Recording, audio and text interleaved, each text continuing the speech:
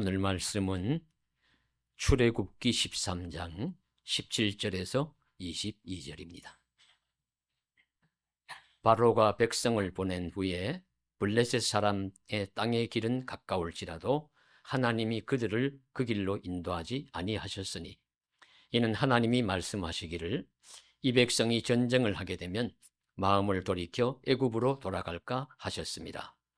그러므로 하나님이 홍해의 광야길로 돌려 백성을 인도하시매 이스라엘 자손이 애굽 땅에서 대열을 지어 나올 때에 모세가 요셉의 유고를 가졌으니 이는 요셉이 이스라엘 자손으로 단단히 맹세하게 하여 이르기를 하나님이 반드시 너희를 찾아오시리니 너희는 내 유고를 여기서 가지고 나가라 하였음이더라.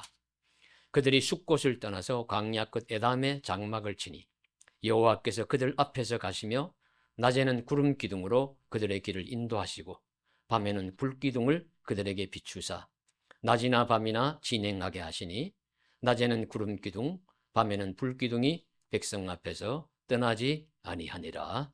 아멘. 네, 반칠환 시인이 새해 첫 기적이라는 시가 있는데 이런 구절이 나옵니다. 황새는 날아서 말은 뛰어서 거북이는 걸어서 달팽이는 기어서 굼벵이는 굴렀는데 한날 한시 새해 첫날에 도착했다. 당연한 현상이지만 참 기가 막힌 통찰력이죠. 황새는 멀리 날면서 살고 달팽이는 물속을 기면서 살고 굼벵이는 흙속을 구르면서 살았지만 모두 한날 한시 새해를 맞았다는 것입니다. 그들의 간 거리는 달랐을 것이지만 그들 각자는 자신의 속도에 따라서 살았지만 결국은 새해라는 시간은 다 똑같이 맞이할 수가 있었습니다. 그래서 이것은 남과 비교하지 말고 자신에게 주어진 환경 속에서 제 할 일을 열심히 하면 같은 성과를 누릴 수 있다는 의미가 있겠습니다. 그리고 무슨 일이든지 또 쉽게 이루어지지 않는다는 의미도 있습니다. 우리는 모두 좀 더 쉽게 어떤 일을 이루고자 하지만 대부분의 일은 쉽게 이루어지지 않습니다. 세상의 어떤 일도 어떤 작품도 어떤 성취도 쉽게 이루어졌다는 말을 들은 적이 없습니다. 어떤 시인은 자신의 유명한 시를 어느 날 하룻밤 급작스럽게 주어진 영감으로 썼다고 발표를 했습니다. 그러나 사실을 알고 보니 거짓이었어요. 그 시가 나오기 전에 그는 수없이 많이 실패하고 버려진 습작 원고지가 나타났기 때문입니다. 그 시가 나오기 전에 그는 수없이 많이 읽고 또 읽고 생각하고 또 생각하고 쓰고 또 다시 고쳐 쓰고 하는 과정이 있었기 때문에 나온 명시였습니다. 성경을 읽으면서 우리는 질문할 수 있습니다. 왜 하나님은 이스라엘 백성을 출애굽시키신 뒤에 한 열흘이면 갈 수 있는 거리입니다. 한 일주일에서 열흘이면 들어갈 수 있는 가나안을 40년이라는 긴 세월 동안 광야의 험한 길을 걷게 하셨을까 하는 질문을 할 수가 있죠. 하나님은 사람을 고생시키는 분이신가? 괜히 뺑뺑이 돌려서 고통을 주시고 종을 함부로 부리는 악한 주인과 같은 분이신가? 의심할 수가 있습니다. 그런데 하나님은 그런 분이 아니시죠.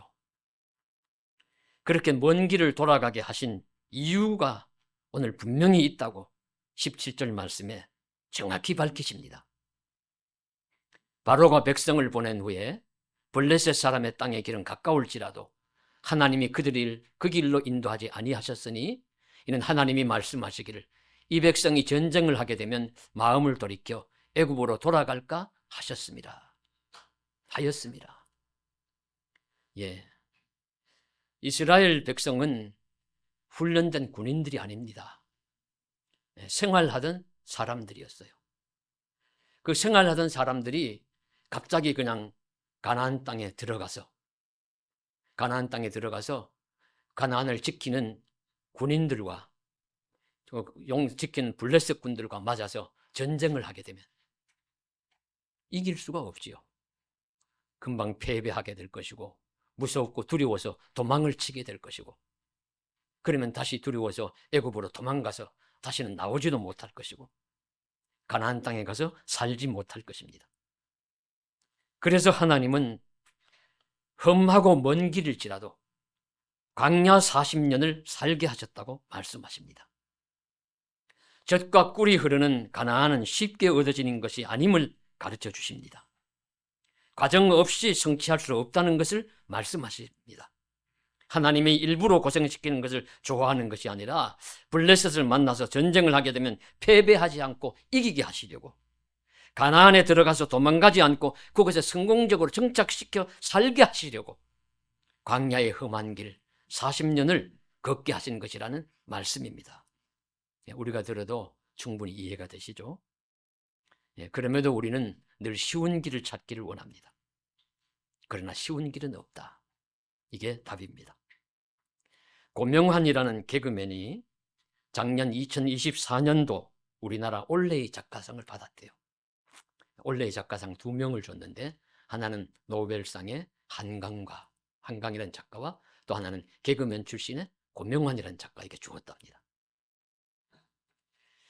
그는 개그맨이고 또한 음식점을 연 요식업을 하는 사람인데 어떻게 책을 내어 그 쟁쟁한 작가들이 즐비한 우리나라에서 한 해에 올레의 작가상을 받았을까요?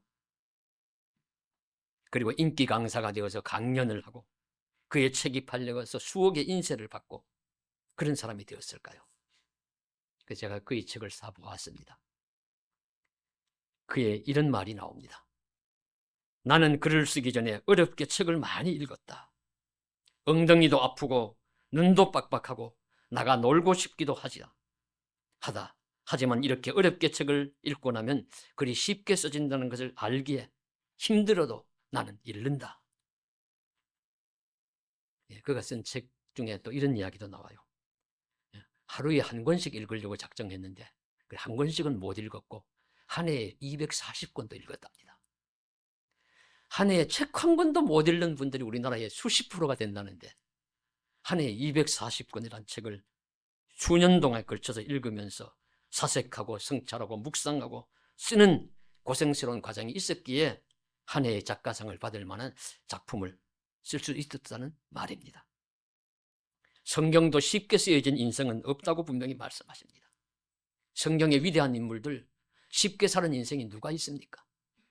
아브라함, 요셉, 모세, 여호수아, 다윗, 다니엘, 사도 바울, 심지어 예수님까지도 세세히 읽어보면 눈물 없이 읽을 수 없는 그 이야기, 삶의 흔적들, 가슴을 치면서 읽지 않으면 읽을 수 없는 그런 사연들이 많이 나옵니다. 하물며 우리들이겠습니까? 우리도 쉬운 길은 없다는 각오로 올 한 해 임하실 수 있기를 바랍니다. 편한 길만 우리에게 허락되지도 않을 것입니다. 우리에게도 저 쉬운 해변길로 가나안을 가게 하시지 않을 것입니다. 쉬운 길로 가서 패배하거나 도망치지 않게 하시려고 하나님은 우리를 다시 저 험한 광야로 몰아내신다면 그 힘든 광야길도 제가 기꺼이 잘 달려가겠습니다. 잘 걸어가겠습니다. 하는 각오를 할 수 있기를 바랍니다. 우리의 광야 같은 길이 의미 있는 승리를 위한 과정이 되기를 원하면서 하나님 도와주세요. 심히 나약한 제가 걷는 험한 인생길을 잘 걷도록 인도해 주세요. 기도하면서 이 한 해도 살아갈 수 있기를 간절히 소원합니다.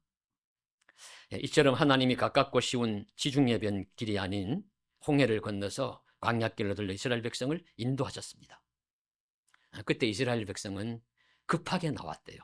애굽의 열재앙을 내리고 마지막 장자의 재앙, 첫것이 죽음을 재앙을 내리니까 바로가 막 마음이 급해가지고 빨리 나가라고 해서 그들이 급하게 나와서 그 나올 때 그래도 그들이 가지고 나올 수 있는 것은 많이 가지고 나왔습니다. 떡반죽도 메고 나오고 입을 옷 쓸 양식들도 또 가지고 나왔을 것이고 소와 양과 낙이 그런 짐승들도 몰고 나오고 여러 가지 또 금은 폐물까지도 가지고 나온 사람들이 있었습니다. 그런데 그 중에 그들이 빠뜨리지 않고 꼭 기억하면서 가져 나온 것이 한 가지 있습니다. 그것이 바로 요셉의 유골이었습니다. 요셉의 유골. 그래서 오늘 말씀에 보시면은 하나님이 요셉에게 말씀해 주셔서 그 요셉의 유골을 가지고 나가라고 요셉에 하신 말씀을 기억하는 것이죠.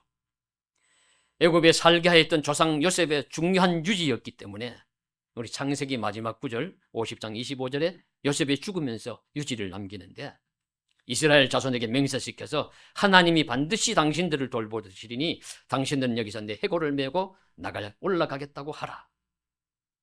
그래서 요셉을 무덤에 장사하는 것이 아니라 향재료를 넣어서 입감만 했대요. 그리고는 세월이 흘러서 450여 년이 흘렀습니다. 여러 세대가 거쳐 지나갔습니다. 그러다가 정말로 모세와 아론의 세대에 이스라엘은 출애굽하게 되었습니다. 그때 그들은 잊지 않고 기억한 것이 무엇이냐? 우리 조상 요셉이 450여 년 전에 내 유골을 메고 가라고 분명히 말씀하셨지. 그 말씀 기억하면서 그 유골을 준비하고 있다가 가지고 함께 나왔다는 말씀입니다. 그 유지를 잊지 않고 기억했습니다. 왜일까요? 성경은 언약의 책입니다. 성경의 가장 중요한 줄기는 하나님의 약속이, 하나님의 사람들이 한 약속은 반드시 성취된다는 것을 보여주는 책입니다. 지난주일 여자의 후손이 뱀의 머리를 상하게 할 것이라는 말씀을 예수님의 십자가 사건으로 해석을 했습니다. 그 태초에 하신 말씀이 예수님의 십자가 사건으로 성취되었다는 말씀입니다. 하나님은 홍수 때에, 홍수 후에 노아에게 무지개 약속을 하셨습니다. 그 무지개 약속은 오늘날도 유효합니다. 땅을 물로 심판하시지 않겠다 하는 그 약속은 지켜질 것입니다. 성경의 중요한 줄기 중에 하나가 바로 아브라함에게 하신 약속, 땅과 후손의 약속입니다. 그 땅과 후손의 약속도 반드시 지켜질 것이고 이스라엘 백성은 그 약속 붙들고 살아갑니다. 그 많은 수많은 하나님의 언약, 약속과 성취의 말씀 중에 바로 오늘 읽으신 말씀, 광야 40년 가나안 정복 과정에도 이스라엘은 요셉의 유골을 항상 가지고 다녔고 450여 년이 지난 다음에도 잊지 않고 요셉의 유골을 기억했다가 가지고 나오는 그 약속에 대한 성취 말씀으로 가르쳐 주십니다. 그리고 그들은 정복 전쟁을 할 때도 가지고 다니다가 요셉 지파인 여호수아가 세겜에 죽을 때 요셉의 그 유골도 그곳에 함께 장사 지냈다고 여호수아 24장에 말씀하시고 있습니다. 세월이 많이 흘러가도 하나님의 약속은 반드시 지켜진다는 말씀, 약속의 신실함을 보여주는 것입니다. 그러므로 출애굽 이스라엘이 요셉의 유골을 잊지 않고 메고 나갔다는 이 말씀은 하나님의 약속은 반드시 지켜질 것이고 이루어진다는 약속의 신실함에 대한 증거입니다. 오늘 우리도 이 하나님의 약속의 신실함을 믿어야 합니다. 오늘날 우리는 신실함이 없는, 신실함이 부족한 이 세상에 살고 있습니다. 하지만 우리는 성도로서 하나님이 주시는 약속과 말씀의 신실함을 붙들어야 합니다. 이 약속의 신실함이 우리가 살아가는 세상을 밝혀줄 등불이 되는 것입니다. 이 하나님의 약속의 신실함이 광야 같은 우리 인생길의 귀한 인도자가 될 수 있을 줄로 믿습니다. 하나님의 약속의 신실함을 더 굳게 붙들고 믿는 저와 여러분 되시기를 주님의 이름으로 간절히 축복합니다. 이제 이스라엘은 이렇게 광야의 길로 발걸음을 내디뎠어요. 그러면 사람이 광야길을 갈 때 꼭 필요한 것이 무엇이겠습니까? 광야는 어떤 곳입니까? 광야는 두려운 곳이고 부족함이 많은 결핍의 곳입니다. 먹을 것도 부족하고요. 여러 가지 안전도 부족하고 대신에 바람 많고 먼지 많고 그런 곳이 우리 광야입니다. 물도 부족하죠. 이 많은 어려움 중에 또 하나는 가야 할 길의 방향을 찾기 어렵다는 겁니다. 그래서 잘 보십시오. 하나님이 광야로 그래 이스라엘 백성을 지중 해변길로 금방 들어갈 수 있는데 이제 고생시키기 위해서 광야로 내몰았고 그리고 나서는 내 마음대로 한번 가봐라. 내 살고 싶은 대로 살아라. 내 고생 실컷 해봐라. 이렇게만 하셨다면 인색하신 하나님이고 우리를 고생을 시키시는 하나님이 분명합니다. 그런데 하나님은 그런 분이 아니시죠. 험한 광야로, 고난과 결핍의 광야로 보내시면서 하나님은 이스라엘 백성에게 가장 요긴한 것을 준비해 주셨습니다. 소중한 것들을 준비하고 계셨습니다. 그들이 물이 부족할 때 쓴 물을 단물로도 바꾸시고, 반석을 쳐서 반석에서 큰 바위에서 물도 터져 나오게 하셔서 그들의 가란 목을 죽여주셨습니다. 음식이 없다고 그들이 부르짖을 때, 울부짖을 때는 하늘에 만나와 메추라기를 보내주셔서 그들을 먹고 살게 해주셨습니다. 하나님은 다 계획이 있으셨습니다. 그래서 우리 기생충이라는 유명한 영화가 보면 거기에 송강호라는 주연이 자기 아들 보고 내가 다 생각이 있구나, 내가 다 계획이 있구나 했다는 말이, 유명하다는 말이 나오는데, 하나님이야말로 다 계획이 있으십니다. 우리를 광야길로 보내신다면 다 살아갈 수 있도록 계획하신 것이 있습니다. 그래서 우리는 그 사실을 믿으면서 담대하게 주어진 광야길이 험하고 불편할지라도 무사히 잘 걸어갈 수 있을 줄로 믿습니다. 물과 양식이 해결된다고 광야의 문제가 다 해소된 것이 아니죠. 말씀드린 바와 같이 중요한 문제는 방향성입니다. 어디로 가야 할까? 동서남북을 분간하기 어려운 광야에서 어디로 가는 것이 바른 길일까요? 중요한 문제가 아닐 수 없습니다. 하나님은 이 문제를 해결해 주시기 원했습니다. 그래서 바로 오늘 21절, 22절 말씀, 여호와께서 그들 앞에서 가시며 낮에는 구름 기둥으로 그들의 길을 인도하시고 밤에는 불 기둥을 그들에게 비추사 낮이나 밤이나 진행하게 하시니 낮에는 구름 기둥, 밤에는 불 기둥이 백성 앞에서 떠나지 아니하니라.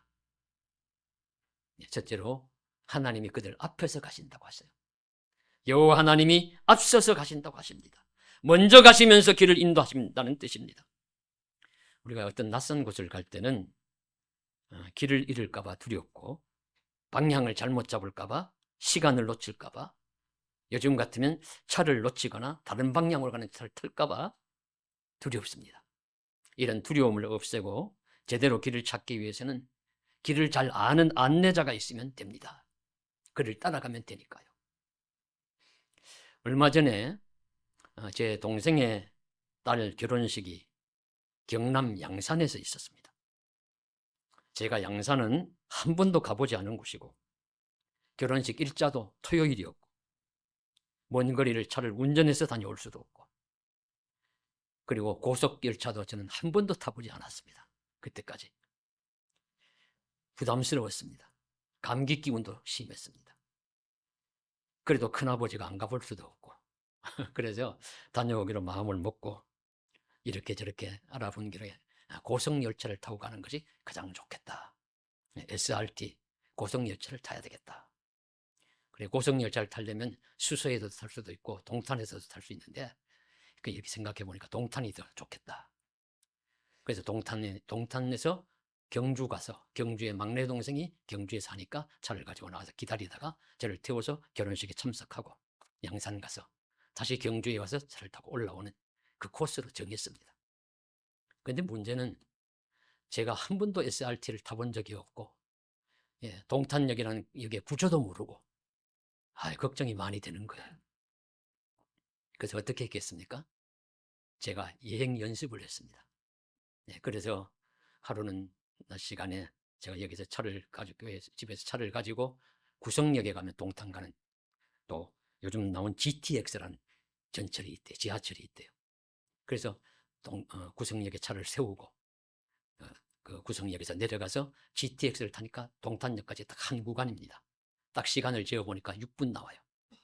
그래서 6분 나와서 거기서 내려서 동탄역의 구조를 살펴보고 SRT를 타는 장소를 확인하고 거기서 기다렸다가 차가 올 때 타고 내리는 것도 한번 보고, 그리고는 다시 올라와서 그날 갈 때는 집에서는 몇 시에 출발하고 구성에서는 몇 시에 차가 있고 거기서는 시간이 6분이 걸리고 내려서는 어디서 타고, 그러면 넉넉하게 시간을 잡아서 그래서 해서 잘 다녀왔습니다.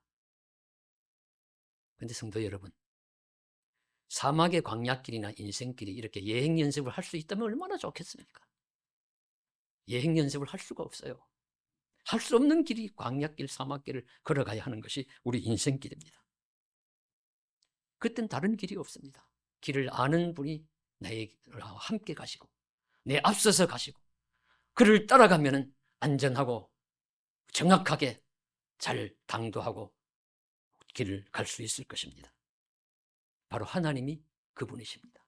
길을 아시는 분, 길을 만드시는 분, 길을 여시는 분, 그 하나님을 따라 살아가면, 하나님을 따라 광야길이라도 걸어가면, 우리 앞서 가시는 하나님을 따라가면 우리 길은 안전하고 분명하게 정확하게 우리가 가려고 하는 그곳으로 당도할 수 있을 줄로 믿습니다.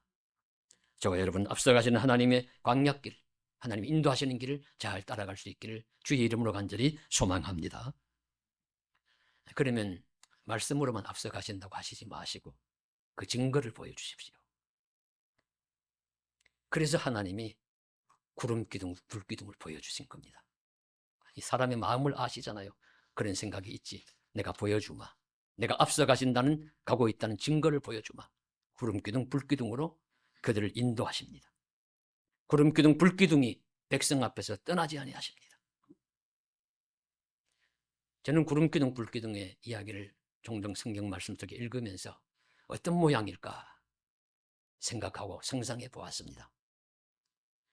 김승학 집사라는 분이 그곳에 가서 강야를 가서 기다리고 연구를 하면서 나타난 구름기둥은 이런 것이다 하면서 사진을 찍은 것도 제가 읽어보기도 했고요. 사막의 뜰기나무라 뜰기나무 책에서 또 뭐 등등 여러 가지 내용들을 읽었습니다만은 제가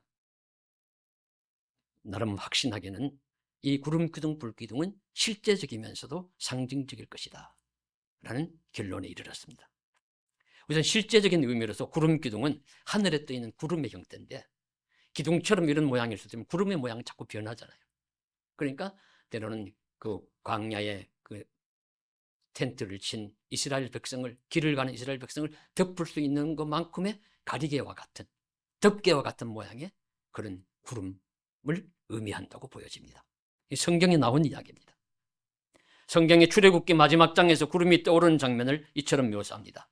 구름이 성막 위에서 떠오를 때에는 이스라엘 자손이 그 모든 행진하는 길에 앞서 나아갔고 구름이 떠오르지 않을 때는 떠오르는 날까지 나아가지 아니하였으며 낮에는 여호와의 구름이 성막 위에 있고 밤에는 불이 그 구름 가운데 있음을 이스라엘 온 족속이 그 모든 행진하는 길에서 그들의 눈으로 보았더라. 출애굽기 40장 36절 38절 말씀에 나옵니다. 구름이 덮은 날이 흐린 날이 아니라 맑은 날인데 이스라엘 백성이 가는 그 텐트를 치고 광야 또는 행진하는 그 길을 덮을 만큼, 해를 가릴 만큼의 구름이 기둥으로 덮개처럼 가리개처럼 있었다는 말씀입니다. 그래서 실제로 뜨거운 태양을 가려서 메마른 광야를 좀 더 시원하게 걸어갈 수 있게 해준 것입니다. 만일 그렇지 않다면 뜨거운 태양빛이 내려지는 곳에 걸어간다면 몇 발자국 걸어가겠습니까? 얼마 걸어가지 못해서 지치고 쓰러지고 하고 말 거예요. 그러나 구름 덮개, 구름 기둥, 구름 가리개가 있어서 그들을 덮어줌으로써 그 아래로 행진하면서 오래 걸으면서 살아갈 수 있도록 만들어주신 것입니다. 불기둥도 마찬가지입니다. 낮에 앞서가던 구름 기둥이 해가 지자 불기둥으로 바뀝니다. 해의 그 기운이 남아있어서 불처럼 붉은 것이 안에 있든지 보름달 같은 그런 불 같은 것이 덩어리가 있든지 이거 짐작만 하는 것이 아니라 성경이 그렇게 묘사합니다. 구름기둥, 불기둥에 대한 가장 상세한 묘사는 민수기 9장 15절에서 23절에 나옵니다. 시작하는 15절 이하에 보시면 성막을 세운 날에 구름이 성막 곧 증거의 성막을 덮었고 저녁이 되면 성막 위에 불 모양 같은 것이 나타나서 아침까지 이르렀더라. 항상 그러하여 낮에는 구름이 그것을 덮었고 밤이면 불 모양이 있었다. 신기하게도 밤에 구름은 어둠을 가져오는 것이 아니라 환한 불꽃 같은 것이 그 구름 속에 있었다는 거죠. 마치 태양을 품은 구름같이 밝은 보름달을 강하게 품은 구름같이 성막 위에 떠있는 구름이 환한 불을 품은 기둥으로 되어서 길을 인도하는 것입니다. 그럴 뿐만 아니라 불에는 열기가 있습니다. 불이 나면 열기가 있으니까 따뜻함을 더해주는 거예요. 광야의 추위를 녹일 수 있도록 해줍니다. 그래서 구름기둥, 불기둥이 움직이는 날에는 밤이나 낮이나 이스라엘은 행진할 수 있었고 낮의 더위를 피하며 밤의 추위를 녹이며 살아갈 수 있었습니다. 이와 같이 실제적이고 물리적인 구름기둥과 불기둥의 형태를 충분히 상상할 수 있습니다. 그리고 또 하나는 말씀의 본질은 구름기둥과 불기둥은 하나님이 임재하신다는 그 상징을 말씀하십니다. 하나님이 우리의 길을 어디를 가든지 무엇을 하든지 인도하시고 보호하신다는 것을 의미하는 하나님의 현현의 모습을 상징하는 것입니다. 그래, 하나님이 너희를 떠나지 않는다. 하나님이 우리를 떠나지 않고 보호해 주실 것이다. 말씀해 주시는 것이죠.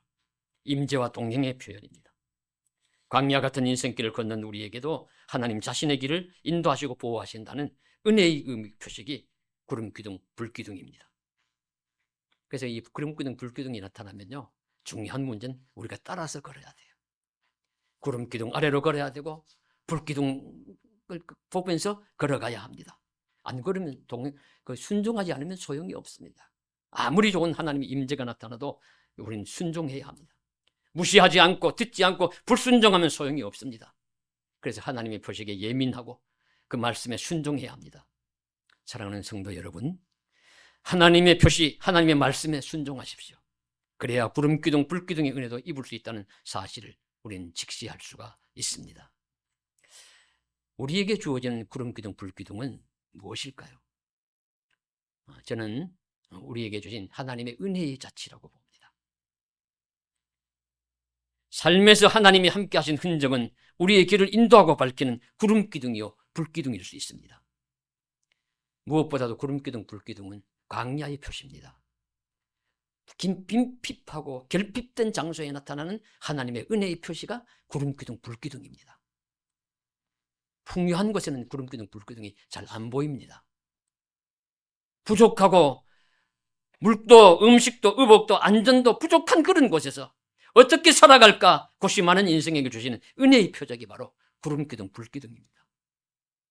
그리고 오늘날 우리에게도 구름기둥, 불기둥이 나타난다면 그것은 우리가 부족하고 힘들고 어렵고 갈 바를 잘 알지 못할 때 나타날 것입니다. 성도 여러분, 어렵고 힘드십니까? 하나님의 임재와 인도와 보호의 표적인 구름기둥, 불기둥을 볼 수 있기를 간절히 원합니다. 그리고 주님의 인도하심에 순종하는 인생 여정이 되시기를 주님의 이름으로 간절히 축원합니다. 야곱에게는 하나님의 사자가 나타나는 베델의 체험이 구름기둥, 불기둥이었을 거예요. 그 체험 늘 마음에 간직하고 야곱은 살았습니다. 다니엘에게는 종종 나타나는 하나님의 영감어린 환상이었을 것입니다. 사도 바울에게도 가장 곤궁하고 위험한 시기에 나타나는 하나님의 말씀이었습니다. 우리 사도행전에 보시면 가장 중요한 긴박한 시간에 하나님이 환상 중에나 그렇게 바울에게 나타나셔서 주의 사자가 내 곁에 서서 말씀하시되 안심하라. 내가 너를 로마에도 가게 하겠다. 너를 또 안전하게 지켜주겠다. 담대하게 말하라. 우리 이런 말씀들을 하십니다. 사도행전 18장 9절에서는 고린도에서도 말씀하셨고 23장 11절에는 예루살렘에 체포되었을 때도 말씀하셨고 그리고 27장 23절에는 폭풍 속에서도 그 배 안에서도 말씀하셨습니다. 그래서 제 개인적으로는 저는 우리 할머니의 신앙생활 하던 모습이 구름기둥, 불기둥처럼 여겨집니다. 저희 할머니는 가난하고 어려운 가정을 지키기 위해서 많은 고생을 하셨습니다. 어릴 적 제가 본 할머니는 행상을 하셨어요. 제가 살던 곳에는 인견이 많이 나오고 인삼이 많이 재배되는 곳입니다. 그래서 가만히 어릴 때 보면은 인삼을 이렇게 한 뭉치 사와가지고 이렇게 봉지 이렇게 새로 묶어요. 묶어가지고 그걸 바구니 같은 것에 메고는 나가셔서 집집마다 돌아다니시면서 먼 곳에 가셔서 다 팔고 들으십니다. 인삼이 나오는 계절이 아니면은 미역을 또 떼가지고 한 뭉치 묶어가지고는 또 메고 나갔어요. 인삼도 미역도 아닌 계절은 풍경에 많이 나오는 비단, 인견을 또 한 보따리 메고는 또 나가서 팔고 오십니다. 얼마나 고단하셨을까요? 얼마나 힘드셨을까요? 그래도 집에 오시는 날이면 집에 계시면 그 다음날 새벽에는 눈을 뜨는 시간이 교회 가는 시간입니다. 새벽 2, 3시 정도 된 것 같아요. 그러면 교회 가셔서 뭐 화려한 기도 전혀 없습니다. 주여, 주여. 탕자를 기다리던 아버지의 마음으로 그렇게 기도하셨습니다. 그러니 요즘 택배가 힘들다고 하는데 택배는 갈 곳이 정해진 곳에 갖다 놓는 곳이잖아요. 행상은 가서 곳에 직접 가지고 가서 가정가정 다니면서 팔아야 되고 세일도 해야 되고 운반도 해주는 것입니다. 얼마나 힘드셨을까요? 할머니의 광야 얼마나 힘들었을지 짐작이 안 갈 정도입니다. 그런데 그분의 유일한 낙은 교회 예배당에 가는 것이었어요. 주일날 되면 깨끗하게 옷 갈아입으시고 머리를 감고 빗으로 빗으시고 손자들에게 헌금 나눠주면서 교회 가는 즐거움이 유일한 즐거움이었습니다. 어렵고 힘들 때 종종 생각합니다. 할머니의 그 광야는 얼마나 어렵고 많이 부족했을까. 그럼에도 십자가의 주님 예수님 바라보면서 믿음으로 사신 그 모습이 오늘 저의 광야 속에서 나타나는 구름기둥 불기둥처럼 제 마음을 따뜻하게 데우기도 하고 가야 할 방향을 올바로 변함없이 가라고 지시하려는 것도 같습니다. 다시 하나님을 바라보게 하는 구름기둥 불기둥일 수 있다는 사실을 생각해 보게 됩니다. 성도님 여러분들의 구름기둥 불기둥은 무엇일까요? 여러분의 인생을 밝혀준 하나님의 말씀일 수 있습니다. 인생길을 도운 어떤 분의 삶일 수도 있습니다. 하나님이 아니면 다시 살 수 없었던, 다시 일어날 수 없었던 특별한 체험일 수도 있습니다. 영적인 눈을 뜨면 바라보이는 예수님의 십자가 예수님이기도 할 것입니다. 광야 같은 세상에서 부족함, 두려움, 어디로 갈지 모르는 어리둥절함 속에 헤맬 때에 나에게 주신 은혜의 표식은 분명히 살아계시는 하나님이 제시하시는 구름기둥, 불기둥입니다. 그 구름 아래로, 그 불기둥 가까이로 걸으면서 살아감으로 하나님의 임재를 체험하시는 저와 여러분 되시기를 주님의 이름으로 간절히 축원합니다. 기도드리겠습니다. 사랑하는 하나님, 우리의 구름기둥과 불기둥은 무엇입니까? 이스라엘 백성에게는 눈에 보이도록 앞서가시면서 구름기둥으로 인도하시고 불기둥으로 보살펴 주셨습니다. 낮에는 구름기둥으로 햇빛을 가려주시면서 시원하게 걷게 하시고 밤에는 불기둥으로 따뜻하게 해주시면서 또 길의 방향도 인도해 주셨습니다. 나의 구름기둥과 불기둥은 무엇인지요? 참 좋은 믿음을 가졌던 신앙의 선배들일 수도 있습니다. 하나님이 어느 날 갑자기 주시는 생명의 말씀일 수도 있습니다. 눈만 감고 바라보면 눈에 환하게 보이는 십자가의 예수님일 수도 있습니다. 주여, 우리의 구름기둥, 불기둥을 보고 하나님의 인도와 현존하심에 체험을 하게 하여 주옵소서. 믿음으로 그 길을 따르며 잘 걸어갈 수 있도록 인도하여 주옵소서. 예수님 이름으로 간절히 기도드리옵나이다. 아멘.